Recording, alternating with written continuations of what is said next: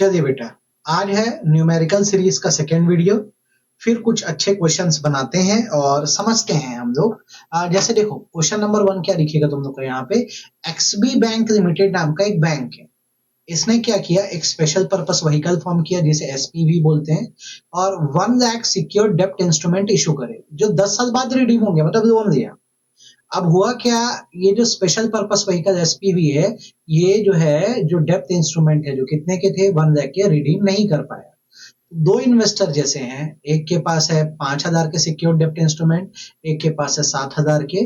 वो आपसे ओपिनियन लेना चाह रहे हैं कि क्या एक्शन लिया जाए बैंक और उसके एसपीवी के खिलाफ। आपको बताना है इसमें लीगल रिकोर्स क्या है और क्या क्या रेमेडी अवेलेबल है। इससे कोई डिफरेंस होता क्या अगर ये 3,000 या 7,000 सिक्योर डेप्ट इंस्ट्रूमेंट खरीदते हैं? तो देखो सिंपल सी बात है, लीगल रिकोर्स ये है कि आप डेप्थ रिकवरी ट्रिब्यूनल के पास जा सकते हो, आप रिट पिटीशन कोर्ट में डाल सकते हो, आप सिविल कोर्ट जा सकते हो। मिलेगा क्या इससे? आपको कंपनसेशन मिलेगा, मनी कंपनसेशन, रिस्ट्रेनिंग ऑर्डर आ सकता है बैंक के खिलाफ। ठीक, अमाउंट से फर्क नहीं पड़ता, अगर आपके कम अमाउंट के भी सिक्योर डेप्ट इंस्ट्रूमेंट होते तो भी आप एक्शन ले सकते थे। ये क्वेश्चन है, इसका प्रॉपर आंसर देख लीजिए। ठीक है, दूसरा है रोशनी लिमिटेड, प्रेजेंटली एक अनलिस्टेड कंपनी है और अभी वो बीएसई में लिस्ट होने वाली है। मैनेजमेंट इस व्यू से है कि 50,000 इक्विटी शेयर जो है वो क्वालिफाइड इंस्टीट्यूशनल प्लेसमेंट के तहत फॉरेन डिपॉजिटरी को दिए गए। फ्लोर प्राइस जो है 80 रुपीज पर शेयर है, पर मैनेजमेंट चाहती है कि ये जो क्वालिफाइड इंस्टीट्यूशनल प्लेसमेंट है वो 60 रुपए पर शेयर में किया जाए। ठीक, इस पे as a company secretary comment करें और बताइए आपका आंसर अलग होगा क्या अगर ये 60 ना होकर 70 होता। तो देखो आईसीडीआर का एक सिंपल सा रूल है जो आपको बेसिकली ध्यान रखना है कि जब हम क्वालिफाइड इंस्टीट्यूशनल प्लेसमेंट करते हैं, क्यूआईपी करते हैं, तो उसका रेट कभी भी फ्लोर प्राइस से कम नहीं होना चाहिए। अब मैनेजमेंट क्या बोल रहा है कि भाई साहब देखो फ्लोर प्राइस 80 है लेकिन हम इनको कितने में ऑफर करेंगे, 60 में ऑफर करेंगे, तो ये फ्लोर प्राइस से कम रेट है, तो ये जो अलॉटमेंट है इसको वैलिड नहीं माना जाएगा।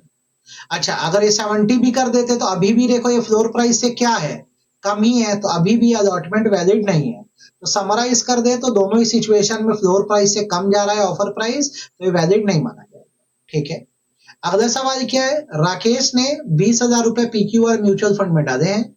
एंट्री लोड इनका 1% का है। ठीक है, एंट्री लोड को आप फ्रंट एंड लोड भी बेसिकली बोल सकते हैं। अब इसमें आपको बेसिकली ये फाइंड करना है कि नेट एसेट वैल्यू क्या होगी अगर नंबर ऑफ यूनिट है 100। ठीक है, तो अभी आप देखिए राकेश ने इन्वेस्ट कितना किया, 20,000। एंट्री लोड कितना है, 1% का है। ठीक है, तो ये एंट्री फीस है जो डिडक्ट होगी। ठीक है, तो एंट्री लोड फीस क्या होगी, 20,000 का 1% मतलब करोगे तो 200।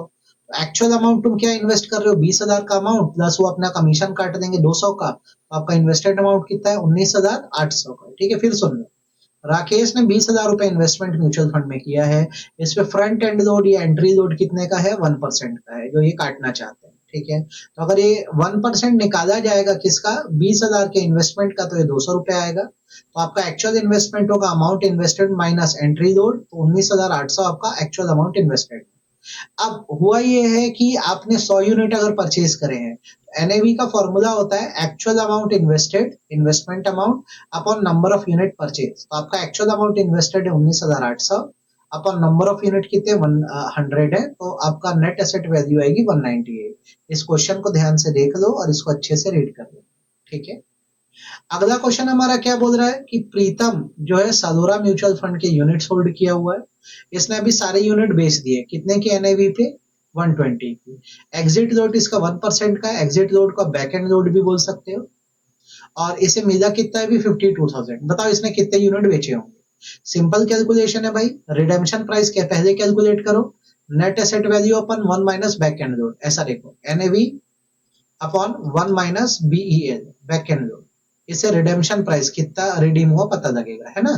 तो एनएवी कितनी है इसकी 120 upon 1 minus back and load कितना है 1% मतलब 0.01। 120 अपॉन 1 माइनस 0.01 करोगे 0.99 आएगा। तो ये हो रहा है तुम्हारा कितना, 118.80। ये आ गया तुम्हारा रिडेम्पशन प्राइस।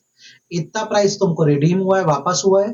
ठीक है, और अमाउंट रिसीव कितना हुआ 52,000 plus net asset value after exit load कितना आ रही है 118.80। ये रिडेम्पशन प्राइस पर यूनिट आ रहा है तुम्हारा। तो तुम्हारा आंसर होगा नंबर ऑफ यूनिट सोल्ड 438। ठीक है। अगला क्वेश्चन हमारा क्या बोल रहा है, इसको थोड़ा एकदम अच्छे से पढ़ना है क्वेश्चन को। एबीसी कंपनी ने क्या किया है, 2000 equity share of 80 each attachable warrant के साथ इशू करें। वारंट को आप चाहे तो इक्विटी के प्रपोर्शन में 1:1 में एक्सचेंज कर सकते हो या दे सकते हो। ऐसे एक शेयर होल्डर है जिसको 200 इक्विटी शेयर अटैचेबल वारंट के साथ मिले हैं। इसको ये पता करना है कि वारंट प्रीमियम कितना है। वारंट की जो मार्केट वैल्यू है 18 रुपए है और एक्सरसाइज प्राइस 70 रुपए है। Warrant premium is the difference between market value and exercise price. अब जैसे मार्केट वैल्यू 18 रुपए है, एक्सरसाइज प्राइस है 70 रुपए, तो वारंट प्रीमियम या वारंट को एक्सचेंज करने की जो फीस आएगी वो आएगी market value minus exercise price, मतलब -52 रुपीज। तो आपका तो नुकसान हो रहा है, तो नेगेटिव प्रीमियम कौन देगा, तो कोई फायदा ही नहीं है इसमें। हाँ, भविष्य में हो सकता है पर अभी आप एक्सचेंज मत करना। ठीक है। अगर कभी भी याद रखना, वारंट इशू करना है तो सेबी की कुछ कंडीशंस फुलफिल करनी है, जैसे कि शेयर होल्डर अप्रूवल होनी चाहिए, प्रमोटर को मिनिमम कंट्रीब्यूशन करना होता है, लॉक इन पीरियड लगता है, डिस्क्लोजर रिक्वायरमेंट रखती है और बहुत सारे रेगुलेटरी कंप्लायंसेस ध्यान रखना। ठीक है। क्या एबीसी कंपनी वारंट को फॉरफिट कर सकती है? हाँ, अगर मान लो वारंट का अपफ्रंट अमाउंट नहीं आता है, नॉन पेमेंट होती है, ठीक है, या जो वारंट होल्डर है वो कंडीशंस को कंप्लाई नहीं करता है, ये वैलिडिटी पीरियड में वारंट का इस्तेमाल नहीं करता है, तो वारंट को फॉरफिट किया जा सकता है। तो आई होप ये क्वेश्चन आप लोग को समझ आया होगा और इस क्वेश्चन में आपको दिक्कत नहीं जाएगी, ये क्वेश्चन अच्छे से आप सॉल्व कर लेंगे। ठीक है। अगला क्वेश्चन हमारा क्या है उस पर बात कर देते हैं हम लोग। बॉन्ड का इशू प्राइस है कितना, 2000।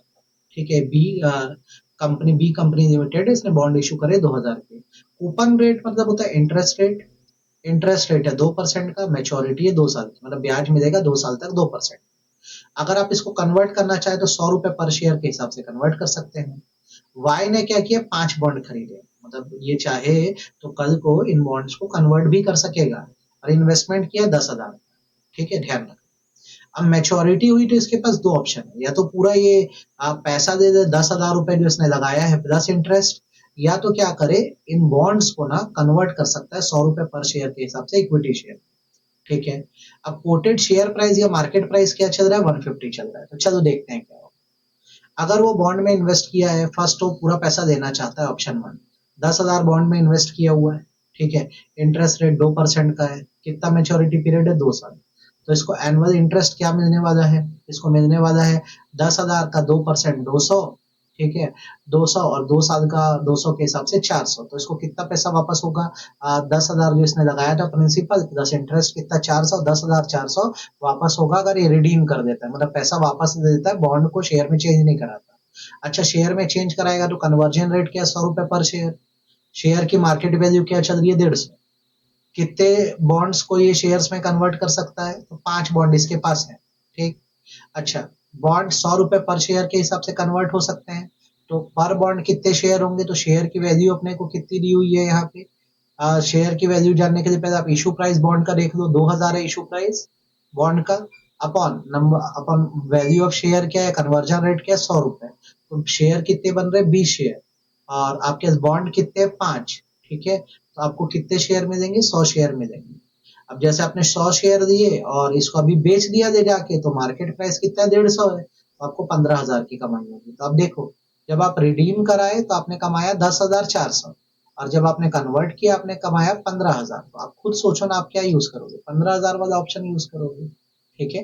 दोबारा सुन लो, कंफ्यूज मत होना, कन्वर्जन रेट है 100 रुपए पर शेयर का, मार्केट वैल्यू 150 रुपए share. Number of share conversion, जो कन्वर्जन होंगे तो बॉन्ड आप देख लो कितने हैं, 5 बॉन्ड अभी इसके पास है, ये शेयर में कन्वर्ट हो सकते हैं। ठीक है। जब कन्वर्ट होंगे तो किस रेट से होंगे, 100 रुपए पर शेयर के हिसाब से कन्वर्ट होंगे। अब नंबर ऑफ शेयर पर बॉन्ड क्या होंगे, तो बॉन्ड की वैल्यू तुम्हारी 2000 है, पर शेयर 100, तो शेयर कितने हुए, 20, तो 20 शेयर इंटू 5 बॉन्ड, 100 शेयर आपको मिलेंगे। ठीक, ये वाला क्वेश्चन थोड़ा इंपॉर्टेंट है, तो इसको भी एकदम अच्छे से पढ़ देना। तो ये वाले वीडियो में इतने क्वेश्चंस हैं, इसको आप एकदम अच्छे से सॉल्व कर दो। आपका जब कंप्लीट हो जाए तो बताना, फिर आगे का वीडियो बनाऊंगा।